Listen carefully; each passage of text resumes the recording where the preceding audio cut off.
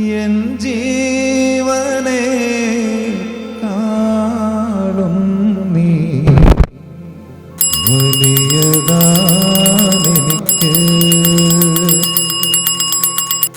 N ജീവനെ കാളും നീ വലിയതാണെനിക്ക്.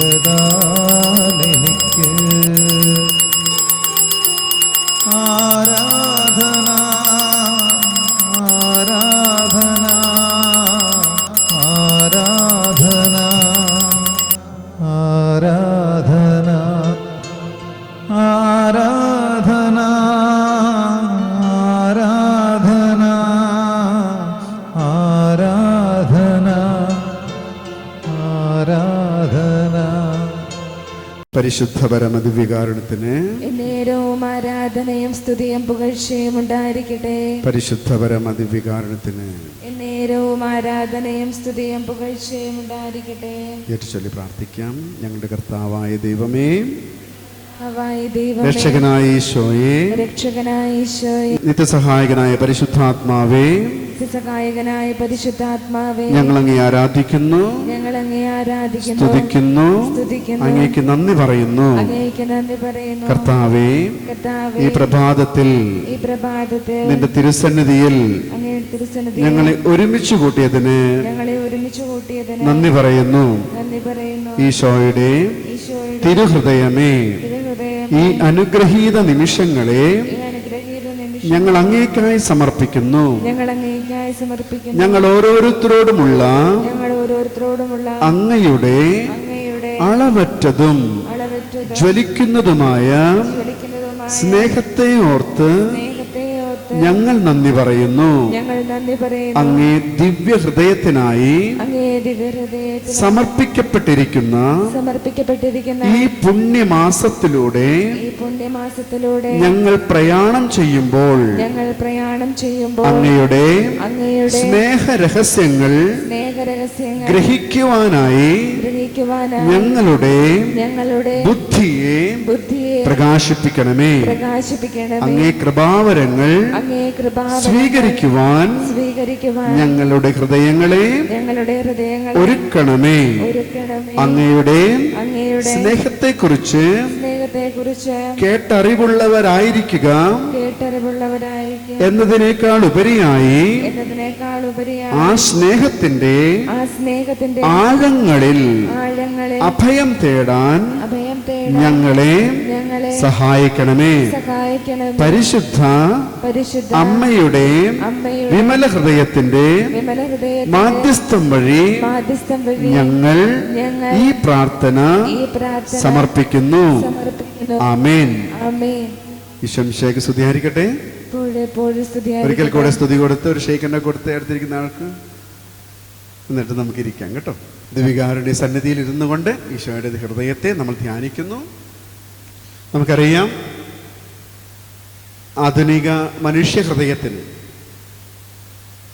ആ ഹൃദയത്തിൻ്റെ എപ്പോഴും ആ ഹൃദയത്തിൻ്റെ ഒരു അടയാളം തീർച്ചയായിട്ടും സ്നേഹത്തിൻ്റെ അടയാളമായിട്ടാണ് നമ്മളെ കാണുന്നത്. ഹൃദയം സ്നേഹമാണ്. അത് ജീവൻ നിലനിർത്തുന്ന ഒരു രക്തചംക്രമണ അവയവമോ മാത്രമാണെന്ന് നമ്മൾ വിശ്വസിക്കുന്നില്ല. അതിനേക്കാൾ ഉപരിയായി പരസ്പരം ബന്ധപ്പെടാനായിട്ട്, പരസ്പരം സ്നേഹിക്കാൻ, പരസ്പരം ആശ്വസിപ്പിക്കാൻ, പരസ്പരം സഹായിക്കാൻ ഉതകുന്ന ചിന്തകളും ഭാവനകളൊക്കെ രൂപപ്പെടുന്നത് അവിടെയാണെന്ന് നമ്മൾ വിശ്വസിക്കുന്നു, നമ്മൾ കരുതുന്നു. അതുകൊണ്ടാണ് ഹൃദയത്തിൻ്റെ അടയാളം എപ്പോഴും നമ്മൾ അങ്ങോട്ടും ഇങ്ങോട്ടൊക്കെ പങ്കുവയ്ക്കുക. അതിൻ്റെ അർത്ഥം മനുഷ്യ വ്യക്തിത്വത്തിൻ്റെ, നമ്മുടെയൊക്കെ വ്യക്തിത്വത്തിൻ്റെ ആ വ്യക്തിത്വത്തിൽ ഏറ്റവും അന്തർലീനമായിട്ടുള്ള സ്നേഹത്തിൻ്റെ കേന്ദ്രം അത് ഹൃദയമാണ്. അതോടൊപ്പം ഒരു മനുഷ്യൻ്റെ ആഗ്രഹങ്ങളും ഓർമ്മകൾ, തെരഞ്ഞെടുപ്പുകൾ അവയെല്ലാം രൂപപ്പെടുന്നത് ഹൃദയത്തിലാണ്, അല്ലേ? നമ്മുടെ ആഗ്രഹങ്ങൾ, അഭിലാഷങ്ങൾ, നമ്മുടെ തിരഞ്ഞെടുപ്പുകൾ എന്താകണം, അടുത്ത ദിവസം എന്താകണം, അല്ലെങ്കിൽ ഭാവിയിൽ എന്താകണം, ആ ആഗ്രഹങ്ങളും അഭിലാഷങ്ങളും ഓർമ്മകൾ നമുക്ക് നമ്മുടെ പാസ്റ്റ് കഴിഞ്ഞ നാളുകളെക്കുറിച്ചുള്ള ഓർമ്മകൾ, ഇവയെല്ലാം അതിനെക്കുറിച്ചുള്ള സ്നേഹമൊക്കെ രൂപപ്പെടുന്നത് നമ്മുടെ ഹൃദയത്തിൽ. അപ്പോൾ യേശുവിൻ്റെ ഹൃദയത്തെക്കുറിച്ച് നമ്മൾ ധ്യാനിക്കുമ്പോൾ എന്താണ് പ്രധാനമായിട്ട് നമ്മൾ യേശുവിൻ്റെ ഹൃദയത്തെക്കുറിച്ച് ധ്യാനിക്കുമ്പോൾ തീർത്തും മനുഷ്യൻ്റെ ഹൃദയം തന്നെയാണ്. അതുതന്നെയാണ് നമ്മൾ തിരുവചനങ്ങളിലൂടെയുള്ള പ്രയാണത്തിൽ നമ്മൾ കാണുക. ഉൽപ്പത്തി മുതൽ കാൽവരി വരെ ഈ ഹൃദയത്തിൻ്റെ രേഖപ്പെടുത്തലുകൾ, അടയാളപ്പെടുത്തലുകൾ തിരുവചനത്തിലുണ്ട്. ഉൽപ്പത്തി മുതൽ കാൽവരി വരെ. അപ്പം തിരുഹൃദയ ഭക്തി എന്ന് പറയുന്നത് ഏറ്റവും അടുത്തുണ്ടായിട്ടുള്ളൊരു ആധുനിക വിചാരമൊന്നുമല്ല. ഇതിൻ്റെ വേരുകൾ വിശുദ്ധ ഗ്രന്ഥത്തിൻ്റെ ആഴങ്ങളിൽ കിടപ്പുണ്ട്. അതാണ് നമ്മൾ മനസ്സിലാക്കേണ്ടത്. പെട്ടെന്ന് ഒരു സിസ്റ്റർ ഉണ്ടാകുന്നു, ആ സിസ്റ്ററിന് കർത്താവ് വെളിപ്പെടുത്തുന്നു, അങ്ങനെ ഒരു പെട്ടെന്നുണ്ടായതൊന്നുമല്ല.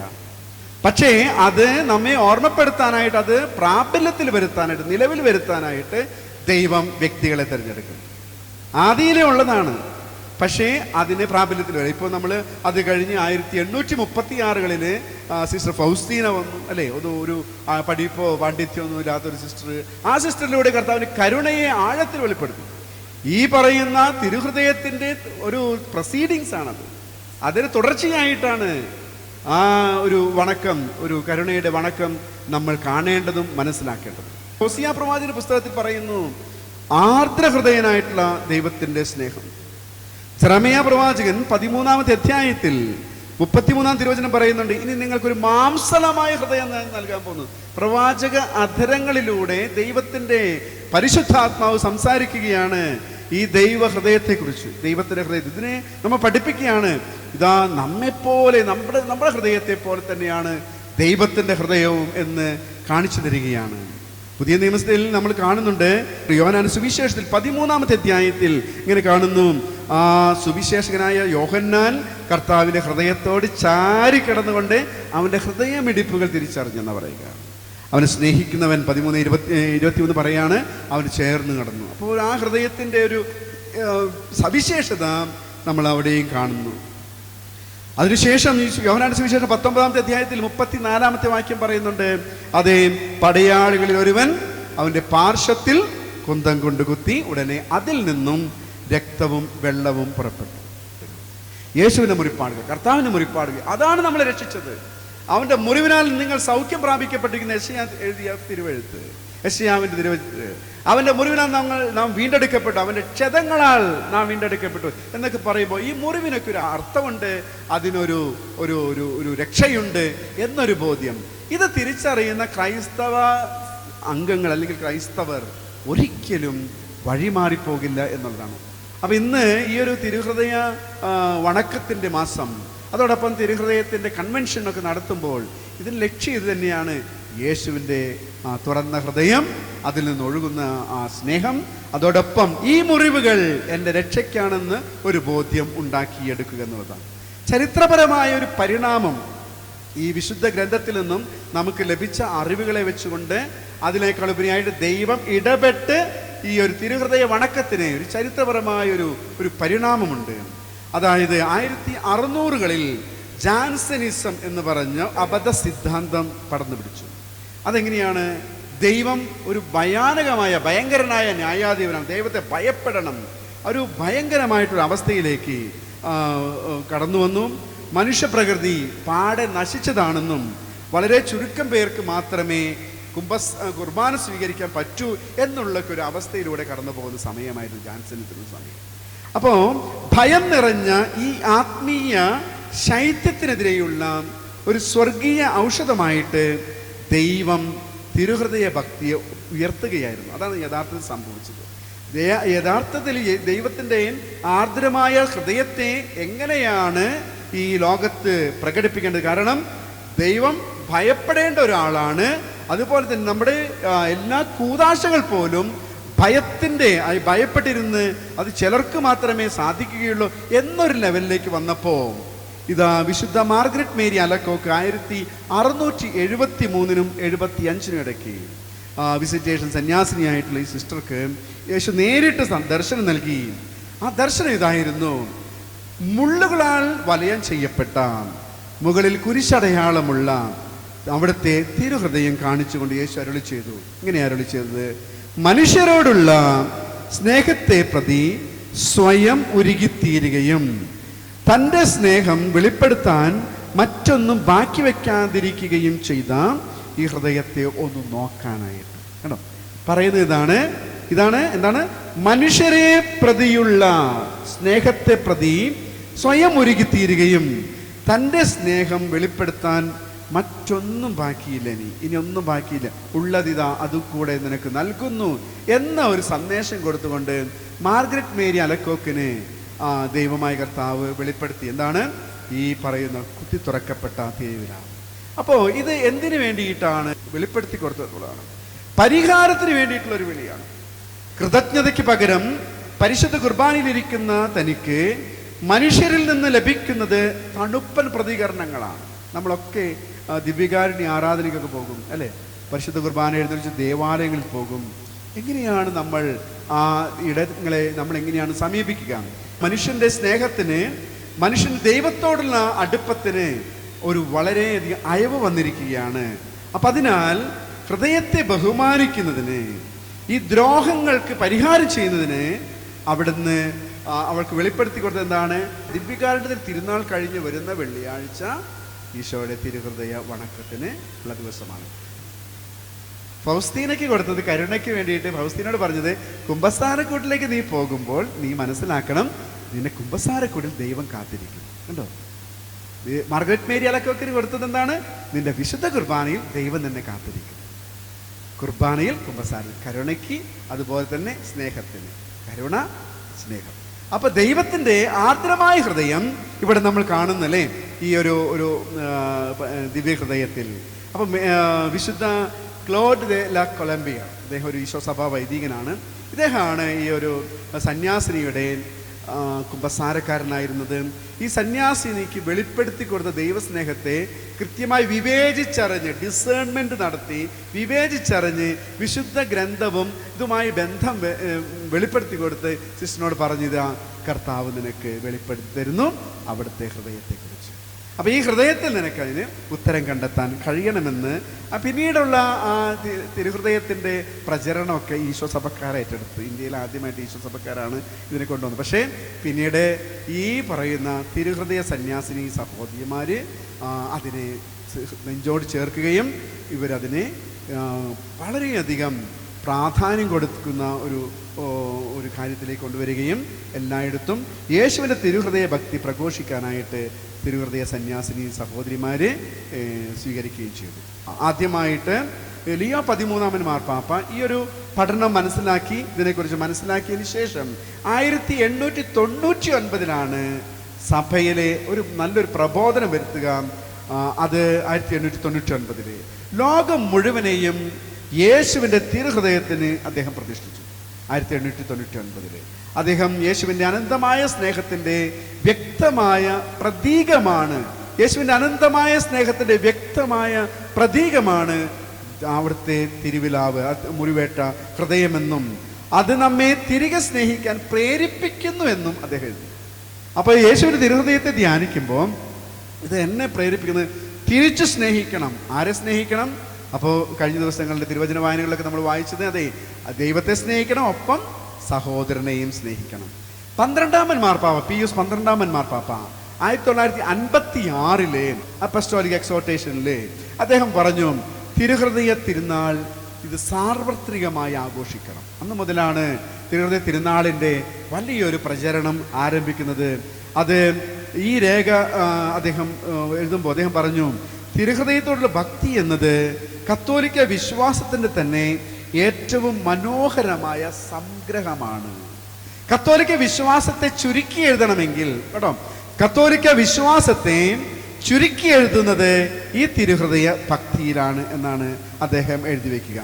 അതുകൊണ്ട് അതൊരു സ്നേഹത്തിൻ്റെ പാഠശാലയാക്കി മാറ്റുകയാണ്. യേശുവിൻ്റെ തിരുഹൃദയം സ്നേഹത്തിൻ്റെ ഒരു പാഠശാലയാക്കി മാറ്റുകയാണ്. ഫ്രാൻസിസ് പാപ്പായും എഴുതി ഈ ദൈവസ്നേഹത്തെക്കുറിച്ചൊരു പുസ്തകം. അദ്ദേഹം എഴുതിയത് ഇങ്ങനെയായിരുന്നു: ക്രിസ്തുവിൻ്റെ തിരുഹൃദയം ദൈവകരുണയുടെ പരമമായ അടയാളമാണ്. ദൈവകരുണയുടെ പരമമായ അടയാളമാണ് ക്രിസ്തുവിൻ്റെ ഹൃദയമെന്ന് ഫ്രാൻസിസ് പാപ്പ എഴുതുകയാണ്.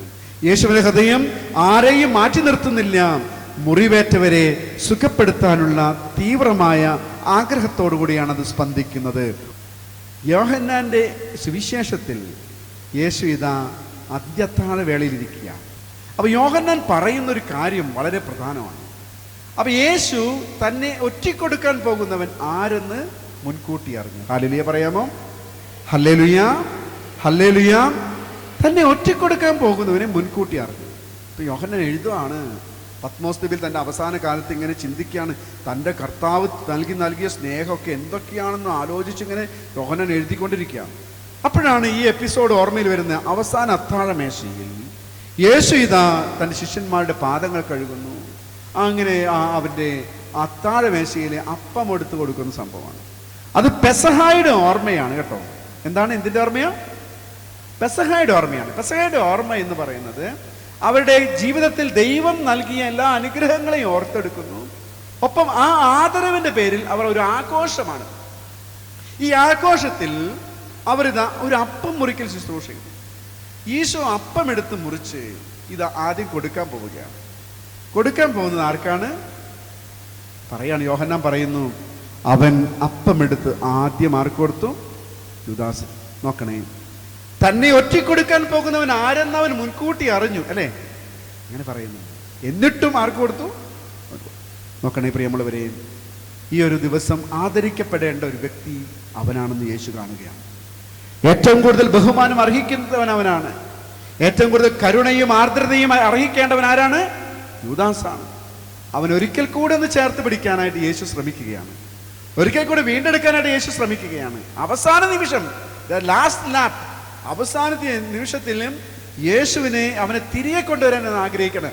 അതിൻ്റെ ഏറ്റവും സ്നേഹത്തിൻ്റെ പ്രകടമായ ഒരു ഭാവമായിരുന്നു ഈശോ യൂദാസിൻ്റെ അധരങ്ങളിൽ ആ അപ്പം എടുത്തു വെച്ചു കൊടുക്കുക. ഒരു വിശുദ്ധ കുർബാന സ്വീകരണവും യേശുവിൻ്റെ ഹൃദയത്തിൻ്റെ മിടിപ്പാണ് നമ്മൾ അറിയുന്നത്.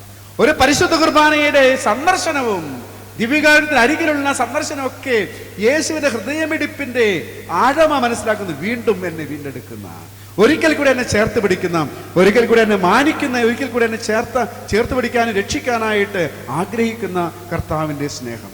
നോക്കണേ, യൂദാസിന് അങ്ങനെ കൊടുക്കുമ്പോൾ കർത്താവ് ഇടപെട്ടത് ഇതാണ്: ഇവൻ അർഹിക്കുന്നു സ്നേഹം, ഇവൻ അർഹിക്കുന്നു കരുതൽ, ഇവൻ അർഹിക്കുന്നു കരുതൽ, ഇവൻ അർഹിക്കുന്നു കരുണ, ഇവൻ അർഹിക്കുന്നു വീണ്ടെടുപ്പ്. അതിനാൽ അവനൊന്നുകൂടെ പരിശ്രമിച്ചു നോക്കുകയാണ്. അവസാനം അവൻ വഴങ്ങാതെ വന്നപ്പോൾ മാത്രമാണ് കർത്താവ് എന്നാ പറഞ്ഞത്?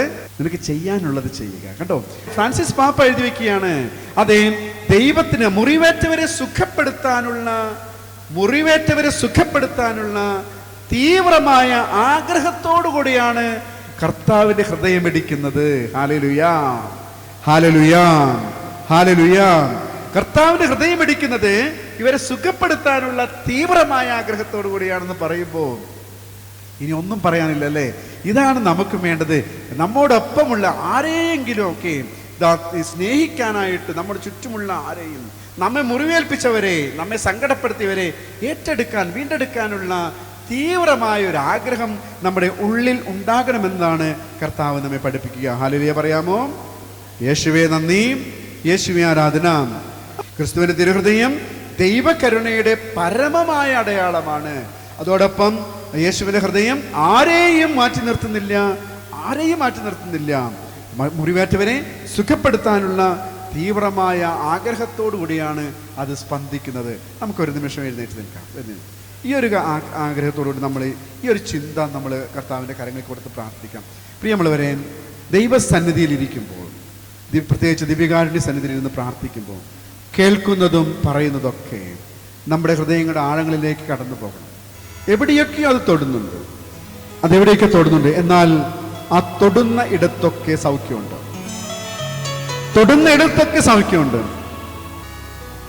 ഇതാ, യേശുവിനെ സ്പർശിക്കുന്നവർക്ക്, യേശുവിനെ കേൾക്കുന്നവർക്ക്, യേശുവിനെ കാണുന്നവർക്ക്, അവന്റെ സാന്നിധ്യം തിരിച്ചറിയുന്നവർക്ക് പരിവർത്തനമുണ്ടാകുന്നു. അവന്റെ ആർദ്ര ഹൃദയം ആ ഹൃദയത്തിൽ നിന്നൊഴുകുന്ന നീർച്ചാൽ ഒഴുകിയിറങ്ങുന്നു. ഒന്ന് കരങ്ങളൊന്ന് ഉയർത്തി നമുക്ക് സ്തുതിക്കാം. ഹല്ലേലൂയ. യേശുവേ സ്തുതി, യേശുവേ ആരാധന. ദൈവമേ സ്തുതി, ദൈവമേ ആരാധന. പരിശുദ്ധാത്മാവേ സ്തുതി, പരിശുദ്ധാത്മാവേ ആരാധന. ഹല്ലേലൂയ, ഹല്ലേലൂയ, ഹല്ലേലൂയ. കർത്താവേ, നിന്റെ ഹൃദയത്തെക്കുറിച്ച് ധ്യാനിച്ചപ്പോൾ നീ ആർദ്ര ഹൃദയനും കർത്താവെ ഒരിക്കലും കോപിക്കാത്തവനുമാണെന്ന് ഞങ്ങൾ മനസ്സിലാക്കുന്നത്. ആ ഒരു ഹൃദയം എന്നിൽ രൂപപ്പെടണമേ കർത്താവേ. ഈ സമയം ഞാൻ കരങ്ങൾ ഉയർത്തുമ്പോൾ എന്റെ ഹൃദയത്തിൽ ഉയരുന്ന നെടുവീർപ്പുകളെ നീ ശ്രദ്ധിക്കണമേ. ഹല്ലേലൂയ, ഹല്ലേലൂയ, ഹല്ലേലൂയ. ദൈവമേ സ്തുതി, ദൈവമേ ആരാധന. പരിശുദ്ധാത്മാവേ സ്തുതി, പരിശുദ്ധാത്മാവേ ആരാധന. ഈശോയെ, ഞാൻ വിശ്വസിക്കുന്നു ഈ ഒരു നിമിഷം എന്റെ ജീവിതത്തിലും പരിവർത്തനം ഉണ്ടാകും. ഞാനിപ്പോൾ എന്തിനെ കുറിച്ച് ഓർത്ത് വിലപിക്കുന്നുവോ, എന്തിനെ കുറിച്ച് ആകുലപ്പെടുന്നുവോ, നിന്റെ കയ്യിൽ ഉത്തരമുണ്ട് കർത്താവേ. ഹല്ലേലൂയ, ഹല്ലേലൂയ. യേശുവേ നന്ദി, യേശുവേ സ്തുതി. പരിശുദ്ധാത്മാവേ സ്തുതി, പരിശുദ്ധാത്മാവേ ആരാധന. കരങ്ങളെ നെഞ്ചോട് ചേർക്കാം. നീ എന്റെ സങ്കേതവും നീ എന്റെ കോട്ടയും നീ എന്റെ പ്രാണനാഥൻ നീ എൻ ദൈവം. ആരാധിക്കും ഞാൻ പൂർണ്ണ ഹൃദയമോടെ, തേടും നിൻ മുഖം ജീവകാലമെല്ലാം. സേവിച്ചിടും ഞാനും സർവവുമായി അടിയനിതാ. ഒന്ന് ചേർന്ന് പാടാമോ? അടിയനിതാ, അടിയനിതാ ഈശോ, അടിയനിതാ ഈശോ, അടിയനിതാ ഈശോ, അടിയനിതാ. ഒന്ന് ചേർന്ന് പാടിയാട്ടെ എല്ലാവരും. അടിയനിതാ ഈശോ, അടിയനിതാ ഈശോ, അടിയനിതാ ഈശോ, അടിയനിതാ. ഒന്ന് സ്തുതിക്കാം ഒരിക്കൽ കൂടെ വലിയ വിശ്വാസത്തോടെ. ഈ ഒരു സാന്നിധ്യം, ഈ ഒരു ദിവസം വെറുതെയല്ല, ഒന്നും പാഴായി പോകുന്നില്ല. ദൈവസന്നിധിയിൽ ഉയരുന്ന ഒരു പ്രാർത്ഥനയും വിഫലമാകത്തില്ല. അത്രമേൽ തുടിക്കുന്ന ഒരു ഹൃദയമാണ് ദൈവത്തിൻ്റെത്, അത്രമേൽ തുടിക്കുന്ന ഒരു ഹൃദയമാണ് ദൈവത്തിൻ്റെത്. സ്തുതിക്കട്ടെ. ഹല്ലേലൂയ. യേശുവേ നന്ദി, യേശുവേ സ്തുതി. ദൈവമേ ആരാധന, പരിശുദ്ധാത്മാവേ ആരാധന. ഹല്ലേലൂയ, ഹല്ലേലൂയ, ഹല്ലേലൂയ, ഹല്ലേലൂയ, ഹല്ലേലൂയ, ഹല്ലേലൂയ. കരങ്ങളെ നെഞ്ചോട് ചേർക്കാം.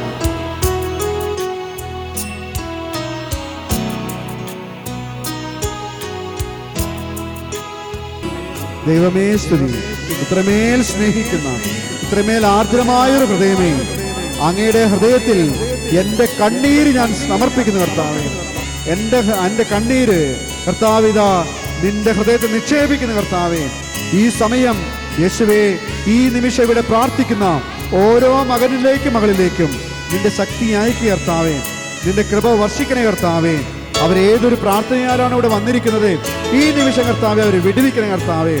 വേദനകൾ വിട്ടുപോകട്ടെ എന്ന് പ്രാർത്ഥിക്കുന്നു. രോഗങ്ങൾ സൗഖ്യപ്പെടുത്തണേ എന്ന് പ്രാർത്ഥിക്കുന്നു ഈശോയെ. ആർദ്രമായ ഹൃദയം ഈശോയെ ഒരു രോഗികളുടെ മേലും അവിടുത്തെ ആർദ്രമായ ഹൃദയം തുടിച്ചതുപോലെ ഈശോ ഈ സമയം ഈ മക്കളുടെ മേൽ കർത്താവേ അത് ചൊരിയണമേ. Hallelujah, hallelujah. ദൈവമേ സ്തുതി, പരിശുദ്ധാത്മാവേ സ്തുതി, പരിശുദ്ധാത്മാവേ ആരാധന. ഹല്ലേലൂയ, ഹല്ലേലൂയ, ഹല്ലേലൂയ, ഹല്ലേലൂയ, ഹല്ലേലൂയ, ഹല്ലേലൂയ, ഹല്ലേലൂയ.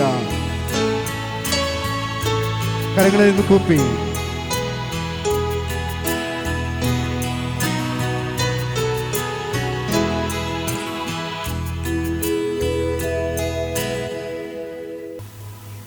വിലാപങ്ങൾ 3:17 മുതൽ ഇപ്രകാരം പറയുന്നത്: എൻ്റെ ആത്മാവിന് സ്വസ്ഥതയില്ല, എൻ്റെ ആത്മാവിന് സ്വസ്ഥതയില്ല, സന്തോഷമെന്തെന്ന് ഞാൻ മറന്നു. അതുകൊണ്ട് എൻ്റെ ശക്തിയും കർത്താവിലുള്ള പ്രത്യാശയും പോയിപ്പോയെന്ന് ഞാൻ വിലപിക്കുന്നു. നിങ്ങളുടെ ഹൃദയത്തിലേക്ക് ഈ വചനം എടുക്കണേ.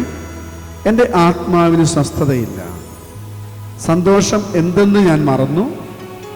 അതുകൊണ്ട് എൻ്റെ ശക്തിയും കർത്താവിലുള്ള പ്രത്യാശയും പോയെന്ന് ഞാൻ വിലപിക്കുന്നു. എൻ്റെ കഷ്ടതയുടെയും അലച്ചിലിൻ്റെയും ഓർമ്മ കൈപ്പേറിയ വിഷമാണ്. അതിനെപ്പറ്റി നിരന്തരം ചിന്തിച്ച് എൻ്റെ മനം തകരുന്നു. എന്നാൽ ഒരു കാര്യം ഞാൻ ഓർമ്മിക്കുന്നു, അത് എനിക്ക് പ്രത്യാശ തരുന്നു. കർത്താവിൻ്റെ സ്നേഹം ഒരിക്കലും അസ്തമിക്കുന്നില്ല. കർത്താവിൻ്റെ സ്നേഹം ഒരിക്കലും അസ്തമിക്കുന്നില്ല. അവിടുത്തെ കാരുണ്യം അവസാനിക്കുന്നുമില്ല. ഓരോ പ്രഭാതത്തിലും അത് പുതിയതാണ്. അവിടുത്തെ വിശ്വസ്തത ഉന്നതമാണ്. കർത്താവിന്റെ സ്നേഹം ഒരിക്കലും അസ്തമിക്കുന്നില്ല. അവിടുത്തെ കാരുണ്യം അവസാനിക്കുന്നുമില്ല. ഓരോ പ്രഭാതത്തിലും അത് പുതിയതാണ്. അവിടുത്തെ വിശ്വസ്തത ഉന്നതമാണ്. തന്നെ കാത്തിരിക്കുന്നവർക്കും തന്നെ തേടുന്നവർക്കും കർത്താവ് നല്ലവനാണ്. കരങ്ങൾ യാചനാരൂപത്തിൽ പിടിക്കാം. അവിടുന്ന് എന്നെ സ്നേഹിച്ചു, അവിടുന്ന് നമ്മെ സ്നേഹിച്ചു. ഫ്രാൻസിസ് പാപ്പ എഴുതിയ ആ അപ്പസ്തോലിക് ലെറ്റർ, അത് നമുക്ക് വേണ്ടി, നമ്മെ വീണ്ടും ഓർമ്മപ്പെടുത്താൻ വേണ്ടി, നമ്മെ സ്നേഹിക്കുന്ന ദൈവത്തിന്റെ അഗാധമായ സ്നേഹത്തെക്കുറിച്ച് നമ്മെ ഓർമ്മപ്പെടുത്താൻ തന്നതാണ്. നമുക്ക് ആ ദൈവത്തിന്റെ സ്നേഹത്തെ ധ്യാനിക്കാം. ദൈവമേ, എൻ്റെ അലച്ചിലും എൻ്റെ കഷ്ടതയും അറിയുന്ന അവിടുന്ന്. അവിടുന്ന് ഇങ്ങനെ പറയുന്നുണ്ടല്ലോ വചനത്തിലൂടെ, അവിടുത്തെ കണ്ണീർ കണങ്ങൾ എണ്ണി കുപ്പിയിൽ ശേഖരിച്ചിട്ടുണ്ട്, എൻ്റെ അലച്ചിലുകൾ എണ്ണിയിട്ടുണ്ട്. കർത്താവ് തിരിച്ചറിയുന്നു, എന്നെക്കുറിച്ചോർത്ത് തുടിക്കുന്ന നിന്റെ ഹൃദയത്തെ, എന്നെക്കുറിച്ചോർത്ത് എൻ്റെ കുടുംബത്തെക്കുറിച്ചോർത്ത് തുടിക്കുന്ന നിന്റെ ഹൃദയത്തെ ഞാൻ മനസ്സിലാക്കുന്നു. കർത്താവ് ഈശോയെ, ഈ സമയം നിന്റെ ഹൃദയത്തിലേക്ക് എന്നെ പൂർണ്ണമായി അർപ്പിക്കാൻ എന്നെ സഹായിക്കണമേ.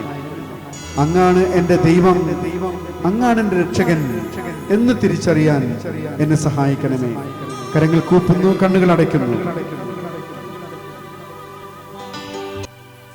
കയ്യിൽ കൊടുക്കുന്നു. പ്രിയ സഹോദരങ്ങളെ, പറയുന്നുണ്ടല്ലോ വചനത്തിലൂടെ, എൻ്റെ കഷ്ടതയുടെയും അലച്ചിലിൻ്റെയും ഓർമ്മ കൈപ്പേറിയ വിഷമാണ്. അതിനെപ്പറ്റി നിരന്തരം ചിന്തിച്ചെൻ്റെ മനം തകരുന്നു. എന്നാൽ ഒരു കാര്യം ഞാൻ പ്രത്യാശിക്കുന്നു, അതെനിക്ക് വലിയ പ്രത്യാശ നൽകുന്നു. കർത്താവിൻ്റെ സ്നേഹം ഒരിക്കലും അസ്തമിക്കുന്നില്ല.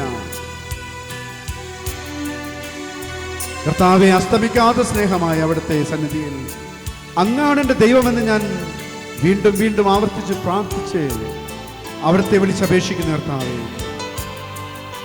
എല്ലാവരും ഉള്ളിലുള്ള പ്രാർത്ഥനാ നിയോഗങ്ങളെ കർത്താവിന് കൊടുക്കണം. ഈ സമയം അതെന്ത് സ്വപ്നമാണെങ്കിലും, എന്ത് നിങ്ങളുടെ പ്രതീക്ഷകളാണെങ്കിലും, മക്കളെക്കുറിച്ചുള്ള ഓർമ്മകളാണെങ്കിലും എല്ലാം തന്നെ കർത്താവിലേക്ക് കൊടുക്കുക. ഈ സമയം കർത്താവിതാ തയ്യാറാണ് നിന്റെ ഉള്ളറിയാനായിട്ട്. ആ രക്തസ്രാവക്കാരി സ്ത്രീ കർത്താവിന് തൊട്ടപ്പോൾ, അവരുടെ വസ്ത്രത്തിൽ തൊട്ടപ്പോൾ ഈശോ ചോദിക്കുന്നുണ്ട്, ആരാണ് എന്നെ സ്പർശിച്ചത്? പത്രോസ് പറഞ്ഞു, കർത്താവേ, ആരാണ് നിന്നെ സ്പർശിക്കാത്തത്? ജനം തിങ്ങിത്തിരക്കി വരുന്നുണ്ടല്ലോ, ആരാണ് നിന്നെ സ്പർശിക്കാത്തത്? എന്നാൽ കർത്താവ് പറഞ്ഞു, ഒരുവൻ മാത്രം എന്നെ തൊട്ടു. ഇതാ പ്രിയ സഹോദരങ്ങളെ, ആ വലിയൊരു ജനാവലിയോടുകൂടെ ആ തിക്കിലും തിരക്കിലും പെട്ട് കർത്താവ് പോകുമ്പോൾ ഒരുവന്റെ നിലവിളി കർത്താവ് കേട്ടു. ദൂരെ നിന്ന് വിളിച്ചു കരഞ്ഞ ഒരു അന്ധയാചകന്റെ വിളി. ഇപ്പൊ കർത്താവ് നിന്നു. അവന്റെ നിലവിളി കേട്ടപ്പോൾ കർത്താവ് നിന്നു. കൂട്ടത്തോടുകൂടെ പോകുമ്പോൾ കാത്തിരിക്കുന്ന ഒരുവനെ നോക്കി പറഞ്ഞു, സക്കേവൂസ്, വേഗം ഇറങ്ങി വരിക. കാത്തിരിക്കുന്നവനെ കണ്ടു, അലറി വിളിച്ചവനെ കേട്ടു, ആശ്വാസത്തോടെ ആഗ്രഹത്തോടെ തൊട്ടവനെ കണ്ടു. ഈ വലിയൊരു ബോധ്യത്തോടുകൂടെ ഈ പ്രാർത്ഥനാ മണിക്കൂർ നിങ്ങളായിരിക്കുക. നിങ്ങളുടെ ഈ നിയോഗങ്ങൾ ഈശോയോട് പറയുക, ഈശോയുടെ ഹൃദയത്തിൽ സമർപ്പിക്കുക. കർത്താവേ, ഈ സമയം എൻ്റെ ശാരീരികമായ വേദനകളെ നിനക്ക് തരുന്നു. കർത്താവ്, ഈ സമയം എൻ്റെ സമാധാനമില്ലാത്ത അവസ്ഥയെ തരുന്നു. കർത്താവേ, എൻ്റെ മക്കളുടെ ജോലി തടസ്സത്തെ തരുന്നു. കർത്താവേ, ഇനിയും ഭാവി കാണാൻ കഴിയാതെ വിഷമിക്കുന്ന എൻ്റെ മക്കളെ തരുന്നു. കർത്താവേ, വിവാഹം കഴിയാത്ത മക്കളെ തരുന്നു. മക്കളില്ലാത്ത ദമ്പതിമാരെ തരുന്നു. കർത്താവേ, സാമ്പത്തികമായ ബുദ്ധിമുട്ടുകളിലൂടെ കടന്നു പോകുന്നവരെ തരുന്നു. കർത്താവേ, ഇവിടെ ഇരുന്ന് പ്രാർത്ഥിക്കുന്ന എല്ലാ മക്കളെയും നീ കടാക്ഷിക്കണേ ഈശോയെ. നമുക്ക് പാടി പ്രാർത്ഥിക്കാം. യേശുനാഥ, നീ എൻ ദൈവം.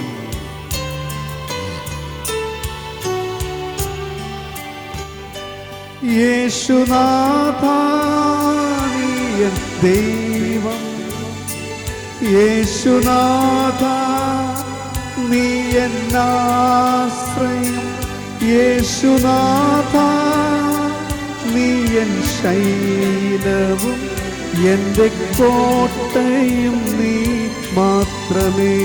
ഒന്ന് പാടാമോ? യേശുനാഥ നീ എൻ ദൈവം, യേശുനാഥ നീ എന്നാശ്രയം, യേശുനാഥ നീ എൻ ശൈലവും എൻ്റെ കോട്ടയും നീ മാത്രമേ. നമുക്ക് സ്വസ്ഥമായി ഇരുന്നുകൊണ്ട് പ്രാർത്ഥിക്കാം. എല്ലാവരും ഇരുന്നുകൊണ്ട് കരങ്ങൾ തുറന്നു പിടിച്ച് ഈരടികളോടൊപ്പം പ്രാർത്ഥിക്കാം. നമ്മൾ ഓർത്ത് പ്രാർത്ഥിക്കുന്നവരുണ്ട് കേട്ടോ. നമ്മുടെ പ്രാർത്ഥനാ സഹായം ആവശ്യപ്പെട്ടിട്ടുള്ളവരുണ്ട്. നമുക്ക് ഈ ഗാനം പാടി പ്രാർത്ഥിക്കുമ്പോൾ പറയാം, കർത്താവ് നീയാണ് എൻ്റെ ദൈവം, എൻ്റെ ഭവനത്തിൽ രാജാവ് നീയാണ്, നിന്റെ ഹൃദയത്തിലാണ് സ്ഥാനം, എൻ്റെ ഹൃദയം അങ്ങേ പോലെ ആക്കണം, അതോടൊപ്പം പരസ്പരം സ്നേഹിക്കാൻ എനിക്ക് കഴിയണം. ഈശോയെ മുറിവേറ്റ് ആ മുറിവേറ്റ ഹൃദയത്തിൽ നിന്നൊഴുകുന്ന കൃപയുടെ അരുവി എൻ്റെ ഭവനത്തിലേക്ക് തരണം. സ്തുതിക്കട്ടെ. ഹല്ലേലൂയ, ഹല്ലേലൂയ.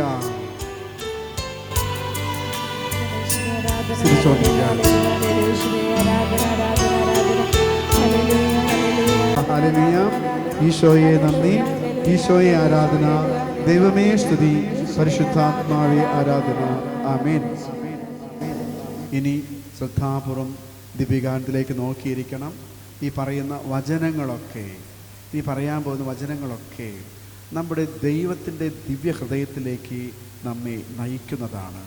ഈ തിരുവചനങ്ങൾ ധ്യാനിച്ചുകൊണ്ടാണ് നമ്മൾ ഈ ആരാധന മണിക്കൂർ. ഇപ്പോൾ ഇനി ഒരു സമയം മുഴുവൻ പ്രാർത്ഥനയാണ്. തിരുഹൃദയത്തെക്കുറിച്ചുള്ള ചിന്തകളൊക്കെ നൽകി ഇനിയുള്ള സമയം നമുക്ക് പ്രാർത്ഥന ആരാധനയിലേക്കാണ്. ശ്രദ്ധിച്ച് കേൾക്കാം. ദൈവത്തിൻ്റെ മാറ്റമില്ലാത്ത വചനം നമ്മൾ ധ്യാനിക്കുന്നു. യോഹന്നാൻ തൻ്റെ വെളിപാട് എഴുതുന്ന സമയം, ദൈവത്തിൻ്റെ വെളിപാട് എഴുതുന്ന സമയം, ആ വെളിപാട് എഴുതുന്ന സമയം വെളിപാട് പുസ്തകം 21-ാമത്തെ അധ്യായത്തിൽ ഇപ്രകാരം പറയുന്നുണ്ട്. അവൻ ഈശോ ഇങ്ങനെ മരണത്തിൻ്റെ സമയം അടുത്തു, പത്മോസ് ദ്വീപിൽ ഇരിക്കുന്ന സമയം, ഇങ്ങനെ തൻ്റെ പ്രായം കഴിഞ്ഞു. ആ പ്രായം കഴിഞ്ഞ സമയത്ത് ഇതാ മരണത്തോടടുക്കുന്ന സമയം എഴുതി വയ്ക്കുകയാണ്. മനസ്സിൽ വരുന്നതെല്ലാം എഴുതി വയ്ക്കുകയാണ്. ആ എഴുതി വയ്ക്കുന്ന സമയം യോഹന്നാൻ പറയുന്നു, പ്രാർത്ഥനയിലായിരിക്കണം, ദിവ്യകാരുണ്യ സന്നിധിയിലാണ്. ആ ദൈവത്തിൻ്റെ വലിയ കൃപയൊഴുകുന്ന സമയം. ആ ഒഴുകുന്ന സമയം നമ്മളെല്ലാവരും ഒരുമിച്ച് ഉരുകുന്ന ഹൃദയത്തോടെ പ്രാർത്ഥിക്കുന്ന സമയമാണ്. ഇവിടെ ഇരിക്കുന്ന എല്ലാവരും വളരെ ശ്രദ്ധയോടുകൂടി ഈശോയെ എന്നെ ഇപ്പോൾ തൊടണം, ഈശോ എന്നെ അനുഗ്രഹിക്കണം, ഈശോ എൻ്റെ ജീവിതത്തിൽ ഇപ്പോഴത്തെ പ്രശ്നത്തിൽ അവിടുന്ന് കടന്നു വരണം എന്ന് ആഗ്രഹിച്ച് പ്രാർത്ഥിക്കുന്ന സമയമാണ്. ആ ഒരു ബോധ്യത്തോടു കൂടെ ആയിരിക്കണം. യോഹന്നാൻ അങ്ങനെ പറയുന്നു 21-ാമത്തെ അധ്യായത്തിൽ,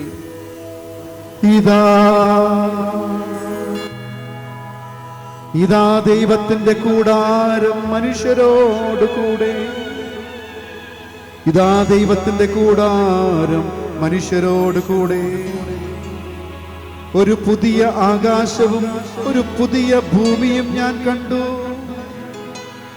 ഇതാ ആദ്യത്തേത് കടന്നുപോയി, ഇതാ പുതിയത് വന്നു കഴിഞ്ഞു. ദൈവത്തിന്റെ കൂടാരം മനുഷ്യരോടുകൂടെ, അവിടുന്ന് അവരുടെ കണ്ണുകളിൽ നിന്നും കണ്ണുനീർ തുടച്ചു നീക്കും. ഇനി മരണമുണ്ടായിരിക്കുകയില്ല, ഇനി ദുഃഖമോ മുറവിളിയോ ഉണ്ടായിരിക്കുകയില്ല. ഇതാ ദൈവത്തിന്റെ കൂടാരം മനുഷ്യരോടുകൂടെ. ഒന്ന് പറയാം, ഹല്ലേലൂയ. കർത്താവേ, ഞാൻ വിശ്വസിക്കുന്നു അങ്ങ് ഞങ്ങളുടെ മധ്യത്തിൽ വസിക്കുന്നുവെന്ന്. അവിടുത്തെ മുറിവേറ്റ ഹൃദയം ഞങ്ങൾക്കായി തുടിക്കുന്നുവെന്ന്. ഹല്ലേലൂയ. പ്രിയ സഹോദരങ്ങളെ, പത്മോസ് ദ്വീപിൽ ഇരുന്നു കൊണ്ട് യോഹന്നാൻ ഇങ്ങനെ എഴുതുകയാണ്, ഒരു പുതിയ ആകാശം ഞാൻ കാണുന്നു, ഒരു പുതിയ ഭൂമി ഞാൻ കാണുന്നു. ദൈവത്തിന്റെ കൂടാരം മനുഷ്യരോട് കൂടെ അവിടെ നമ്മോടൊപ്പം വസിക്കുന്നു. യോഹന്നാൻ ഇത് എഴുതുമ്പോൾ അതിനൊരു അടിത്തറയുണ്ട്. ശ്രദ്ധയോടെ കേൾക്കണം.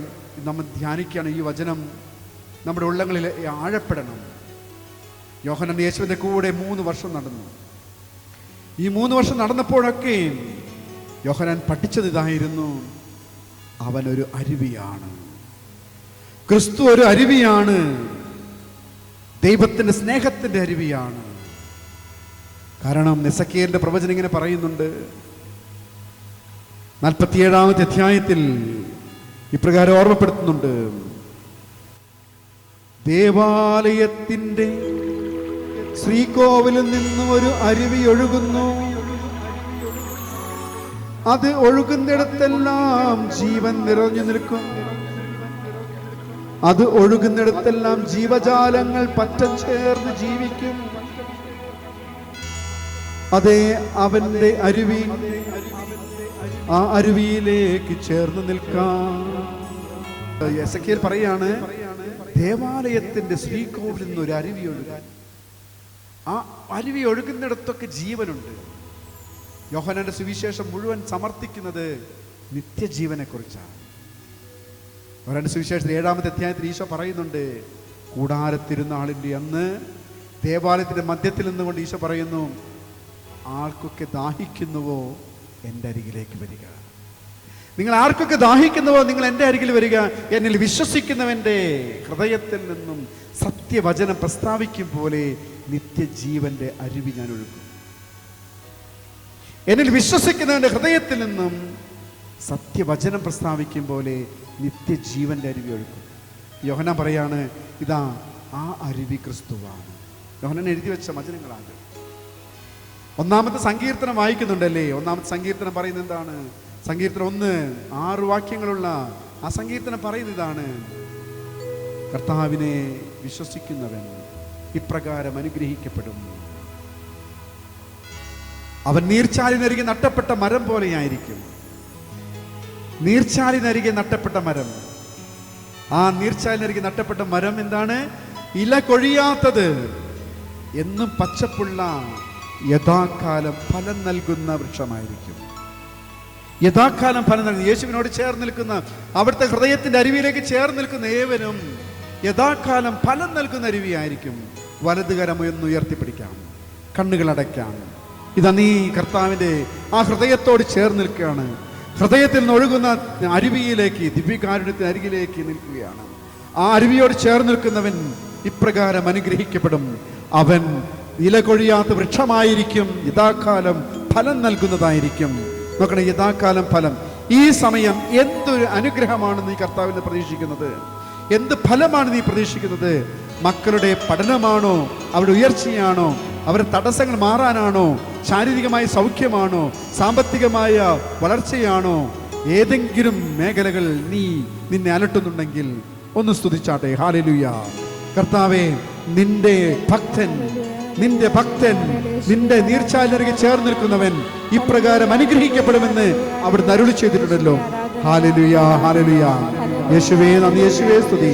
ദൈവമേ സ്തുതി, ദൈവമേ ആരാധന. പരിശുദ്ധാത്മാവേ ആരാധന, പരിശുദ്ധാത്മാവേ ആരാധന. ഹല്ലേലൂയ, ഹല്ലേലൂയ, ഹല്ലേലൂയ, ഹല്ലേലൂയ. ആമേൻ. യോഹന്നാൻ എഴുതി വെക്കുമ്പോൾ ഓർക്കണം, യോഹന്നാൻ ഒരു ചിന്തയുണ്ടായി. കാരണം യേശുവിന്റെ ശിഷ്യന്മാരിൽ ഒരുവൻ മാത്രമാണ് കുരിശോട് ചേർന്ന് നിന്നത്. ആ കുരിശോട് ചേർന്ന് നിന്നവൻ മാത്രമാണ് അവന്റെ പീഡകൾ കണ്ടത്, അവന്റെ പീഡനങ്ങൾ മനസ്സിലാക്കിയത്, അവൻ അനുഭവിച്ച യാതനകൾ തിരിച്ചറിഞ്ഞത്. അവൻ ഒരുത്തൻ മാത്രമായിരുന്നു കണ്ടത് തിരുവിലാവ് കുത്തി തുറക്കപ്പെട്ടത്. ആ തിരുവിലാവ് കുത്തി തുറക്കപ്പെട്ടപ്പോൾ അവന്റെ ഹൃദയത്തിൽ നിന്നൊഴുകിയ രക്തവും വെള്ളവും കണ്ട് യോഹന്നാൻ പറഞ്ഞത് കണ്ടയാൾ തന്നെ സാക്ഷ്യപ്പെടുത്തുന്നു. എന്നിട്ട് യോഹന്നാൻ തൻ്റെ ഒരു ലേഖനത്തിൽ ഇങ്ങനെ എഴുതുകയാണ്: കണ്ടാലും എത്ര വലിയ സ്നേഹമാണ് പിതാവ് നമ്മോട് കാണിച്ചത്. കണ്ടാലും എത്ര വലിയ സ്നേഹമാണ്.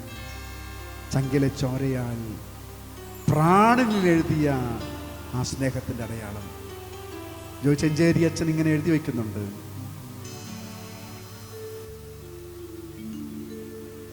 ചങ്കിലെ ചോരയാ പ്രാണനിലെഴുതിയ നേരിന്റെ പേരാണു സ്നേഹം. നനവിറ്റു വീഴുമീ സ്നേഹപ്രവാഹത്തിൽ നനവേറ്റു ഋതുവായി പാഴ്നിലങ്ങൾ, നനവേറ്റു ഋതുവായി പാഴ്നിലങ്ങൾ. ആ സ്നേഹത്തിന്റെ പ്രവാഹം ആ അരുവിയുടെ അരികിൽ നിൽക്കുമ്പോൾ ഓർക്കുക, ജീവിതത്തിന്റെ ഏത് മേഖലയാണോ ഋതുവാകാത്തത്, ഏത് മേഖലയിലാണോ അനുഗ്രഹം പ്രാപിക്കേണ്ടത്, എവിടെയാണ് വിടുതൽ പ്രാപിക്കേണ്ടത്, എവിടെയാണ് സൗഖ്യം ലഭിക്കേണ്ടത്, ഏത് മേഖലയിലാണ് നമ്മൾ അനുഗ്രഹിക്കപ്പെടേണ്ടത്, നനവിറ്റു വീഴുമീ സ്നേഹപ്രവാഹത്തിൽ നനവേറ്റു ഋതുവായി പാഴ്നിലങ്ങൾ, നനവേറ്റു ഋതുവായി പാഴ്നിലങ്ങൾ. ആ നനവേറ്റു വീഴുന്ന ഈ പ്രവാഹത്തിൽ നമ്മൾ പാഴ്നിലങ്ങളായി പരിഗണിക്കപ്പെട്ട സ്ഥലങ്ങളൊക്കെ അവിടെയൊക്കെ കർത്താവ് കൃപ നൽകും.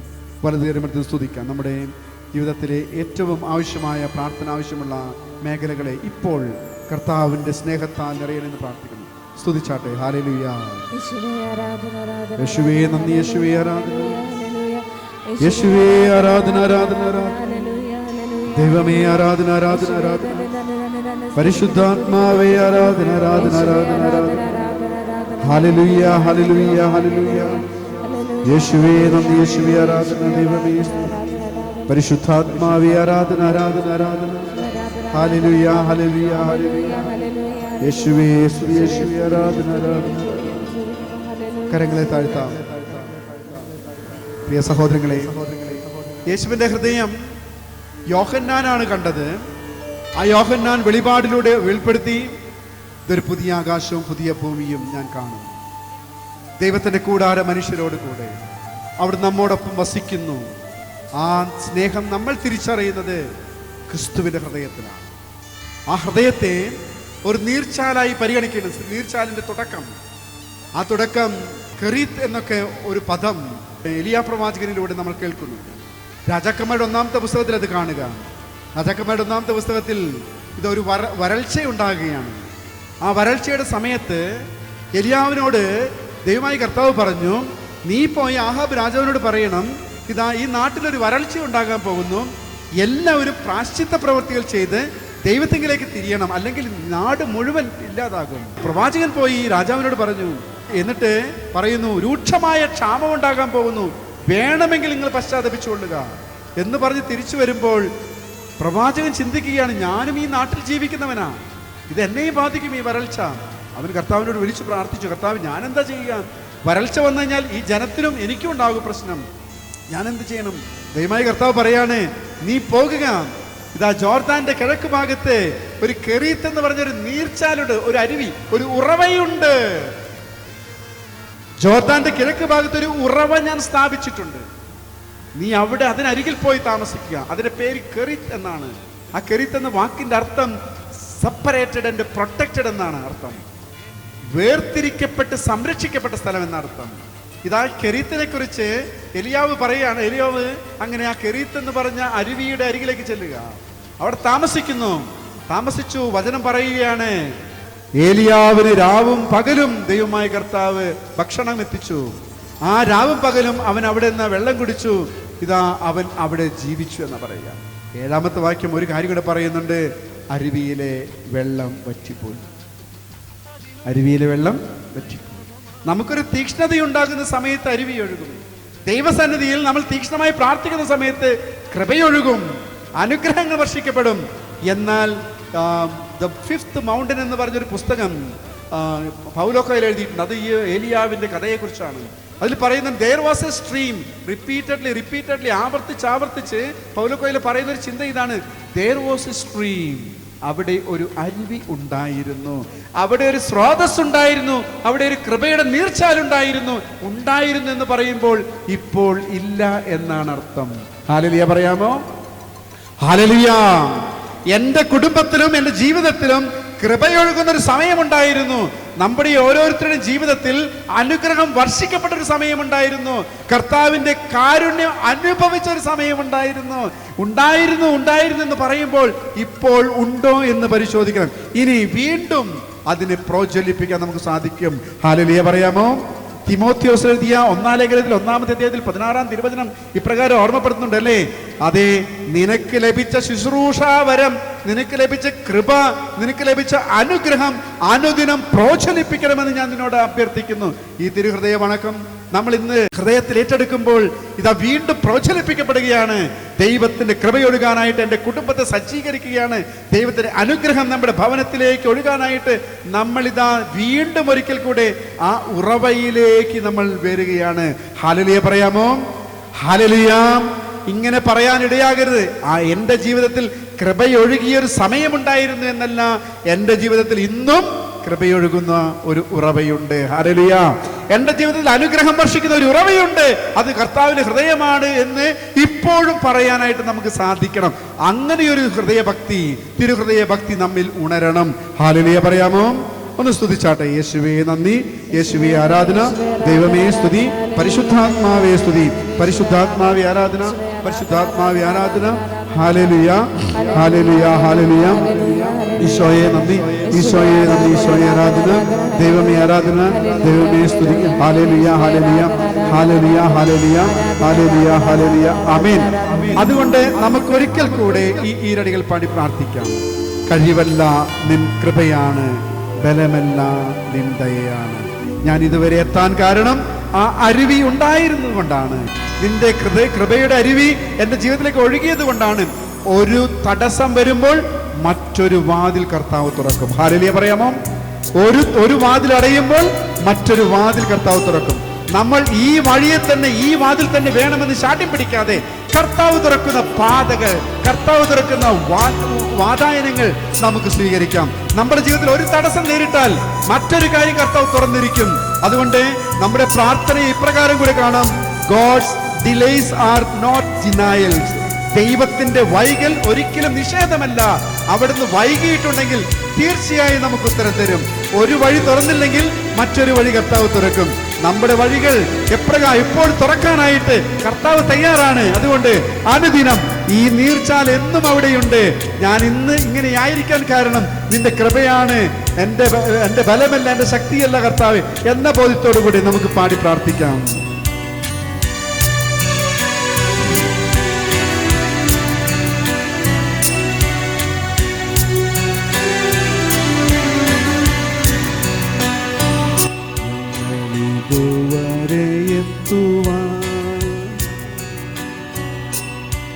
നീ മാത്രം എൻ ദൈവമേ, ഞങ്ങളിതുവരെ എത്തുവാൻ നീ മാത്രം എൻ യേശുവേ. കഴിവല്ല നിൻ കൃപയാണേ, ബലമല്ല നിൻ ദയയാണേ. പഠിക്കുകയും കഴിവല്ല നിൻ കൃപയാണേ, ബലമല്ല നിൻ ദയയാണേ. ഒരിക്കൽ കൂടെ കഴിവല്ല നിൻ കൃപയാണേ, ബലമല്ല നിൻ ദയയാണേ. ഞങ്ങളിതുവരെ എത്തുവാൻ നീ മാത്രം എൻ ദൈവമേ, ഞങ്ങളിതുവരെ എത്തുവാൻ നീ മാത്രം എൻ യേശുവേ. രോഗിയായി മാറിയപ്പോ യഹോവ റാഫയായി, രോഗിയായി മാറിയപ്പോ യഹോവ റാഫയായി. തോൽവികൾ വന്ന നേരം യഹോവ നിസിയായി. തോൽവികൾ വന്ന നേരം യഹോവ നിസിയായി.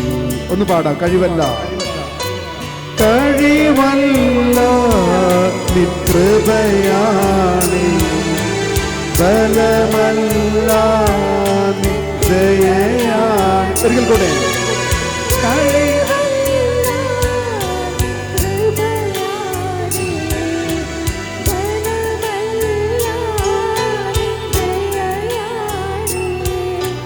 കഴിവല്ല യേശുവേ.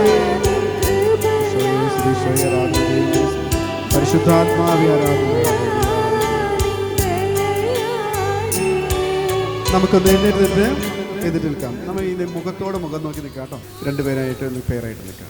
ശരിക്കും നിങ്ങൾ പ്രാർത്ഥിക്കാൻ പോവാണ് കേട്ടോ. നിങ്ങൾക്ക് എല്ലാവർക്കും കൃപയുണ്ട്, കർത്താവിൻ്റെ കൃപയുണ്ട്. നമ്മുടെ മുമ്പിൽ നിൽക്കുന്ന ആളുടെ കണ്ണീരിൽ നിന്ന് മനസ്സിലേക്ക് എടുക്കാം. എല്ലാവരും കണ്ണുകളടച്ചോ, പ്രാർത്ഥിച്ചോ. വലിയൊരു അനുഗ്രഹത്തിന് സമയം ഉണ്ടാകട്ടെ. ഈശോയെ കർത്താവെ, മാമോദീസായിലൂടെ നിൻ്റെ കൃപ ഞങ്ങളുടെ ജീവിതത്തിൽ വന്നു. ഞങ്ങൾ നിന്നെ ഏറ്റെടുത്തു കർത്താവെ. ഈശോ, ഞങ്ങൾ നിന്നെ ഏറ്റെടുത്തു. ഈശോ, ഇപ്പം ഞങ്ങളുടെ ഹൃദയത്തിൽ നീ വസിക്കുന്നു. നിൻ്റെ ഹൃദയം ഞങ്ങൾ കാണുന്നു ഇപ്പോൾ കർത്താവെ. ആ തുടിക്കുന്ന ഹൃദയം എനിക്ക് വേണ്ടി തുടിക്കുന്നു, എന്നെ അനുഗ്രഹിക്കുന്ന കർത്താവെ. ഞാൻ നിന്നെ അറിയുന്നു കർത്താവെ. ചേർന്ന് നിൽക്കണം. നിങ്ങൾ പ്രാർത്ഥിക്കാൻ പോകണം. ആ വ്യക്തിക്ക് വേണ്ടി ശിരസിൽ കൈവച്ച് പ്രാർത്ഥിക്കാൻ പോവുകയാണ്. ഈശോയെ, ഇതാ നിന്റെ തുടിക്കുന്ന ഹൃദയം എൻ്റെ ഉള്ളിലുണ്ട്. ആ ഹൃദയത്തിൻ്റെ ആ ചലനങ്ങൾ ഇതാ ഈ സഹോദരൻ്റെ സഹോദരിയുടെ ശരീരത്തിലേക്ക് മനസ്സിലേക്ക് കിടക്കട്ടെ എന്ന് ഞാൻ പ്രാർത്ഥിക്കണം കർത്താവേ. ഈശോ, ഒരു നിമിഷം ഈ സഹോദരൻ്റെയോ സഹോദരിയുടെയോ കണ്ണീരിനെ കാണണേ കർത്താവേ. ഇവരുടെ നെടുവീർപ്പിനെ കാണണേ കർത്താവേ. ഒരു നിമിഷം നീ അനുഗ്രഹിക്കുക കർത്താവേ. ഈശോയെ, ഈ സമയം ഞങ്ങൾ വെറുതെ അല്ലല്ലോ നിന്റെ അരികിൽ വന്നത്. നീ ആർദ്രഹൃദയനും കോപിക്കാത്തവനും ഞങ്ങളെക്കുറിച്ചുള്ള പദ്ധതിയുള്ളവനുമാണല്ലോ കർത്താവേ. നിന്റെ സ്നേഹം അസ്തമിക്കാത്തതാണല്ലോ കർത്താവേ. അതിനാൽ എൻ്റെ മുമ്പിൽ നിൽക്കുന്ന ഈ സഹോദരനെ, ഈ സഹോദരിയെ അനുഗ്രഹിക്കണം. ഇന്ന് കരം വെച്ച് പ്രാർത്ഥിച്ച് സ്തുതിച്ചാട്ടെ. ഹല്ലേലൂയ, ഹല്ലേലൂയ, ഹല്ലേലൂയ, ഹല്ലേലൂയ. കരങ്ങൾ ശിരസിൽ വെക്കുന്നു.